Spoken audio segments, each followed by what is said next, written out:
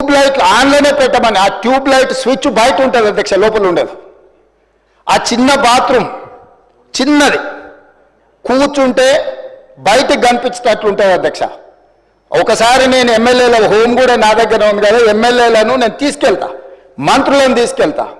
ఏ జైల్లో ISI తీవ్రవాదులను కరడుగట్టిన నక్సలైట్లను బంధిస్తారో, parliament సభ్యుని నన్ను 16 రోజులు అందులో బంధిస్తే 16 రోజులు రాత్రిపూట ఏ ఒక్క రోజు పట్టుకోలేదు అధ్యక్ష.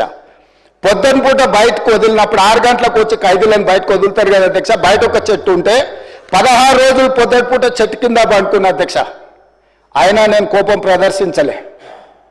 ఇవన్నీ కూడా దేవుడు అనేటోడు ఉంటాడు, చూస్తాడు, అంతకు 4 ఇంతలు అనుభవిస్తారని నేను అనుకున్నా. సరిగ్గా నేను ప్రమాణ స్వీకారం చేసే రోజే నా మీద కక్ష సాధించిన వాళ్ళని దేవుడే చూపించి దవాఖానలో షరీక్ చేపించిండు అధ్యక్ష. నేను ఎవరిని ఏం అనాల్సిన పని లేదు. మొదటిసారి నన్ను జైల్లో ఎన్ని రోజులు పెట్టినరో వాళ్ళకి తెలుసు.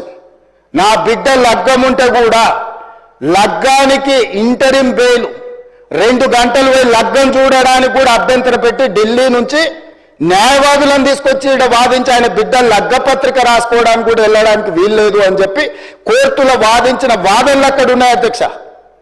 కోర్టు నాకు కండిషనల్ బెయిల్ ఇచ్చింది అధ్యక్ష. చెర్లపల్లి జైలు నుంచి ఎన్కన్వెన్షన్ ఫంక్షన్ హాల్కి పోయి నా బిడ్డ లగ్గపత్రిక రాసుకొని అక్కడ నుంచి సీదా మళ్ళీ చెర్లపల్లి జైలుకి పోయిన అధ్యక్ష.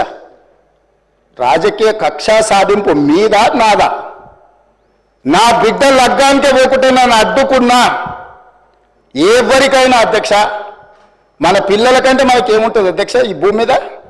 నా బిడ్డ లగ్గానికి లగ్గపత్రిక రాసుకోవడానికి కూడా అడ్డుకుంటే కూడా నేను మిమ్మల్ని ఏమనలే.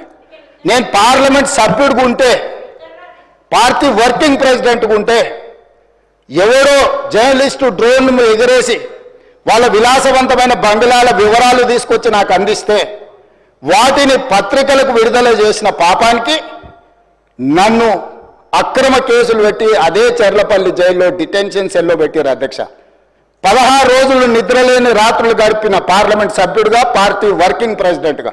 అయినా నేను కక్ష చూపించలేదు అధ్యక్ష. నిజంగానే నేను కక్ష చూపించదలుచుకుంటే మీ కుటుంబంలో ఒక్కరు కూడా బయట ఉండరు అధ్యక్ష. అందరు చెర్లపల్లినే. నేను ఎలా ఎన్నికల ముందు చెప్పినట్టు మీకు డబుల్ బెడ్రూమ్ ఇల్లు మీరు పేదలకు కట్టియలే, మీ గ్యారంటీ కట్టిస్తే మీ కుటుంబానికి డబుల్ బెడ్రూమ్ ఇల్లు అని చెప్పుంటే అధ్యక్ష. ఎన్నికల హామీలు అమలు చేయలేదంటుంది కదా అధ్యక్ష. ఎన్నికలప్పుడు ఈ హామీ కూడా ఇచ్చిన. ఆ కుటుంబానికి చెర్లపల్లి జైల్లో డబుల్ బెడ్రూమ్ కట్టిస్తా. కొడుకు కోడలు అల్లుడు బిడ్డ ఉంటే వేరే వేరే ఎందుకుంటారు, అందరినీ కలిసి ఒకటే దగ్గర ఉండేటట్టు కట్టిస్తా.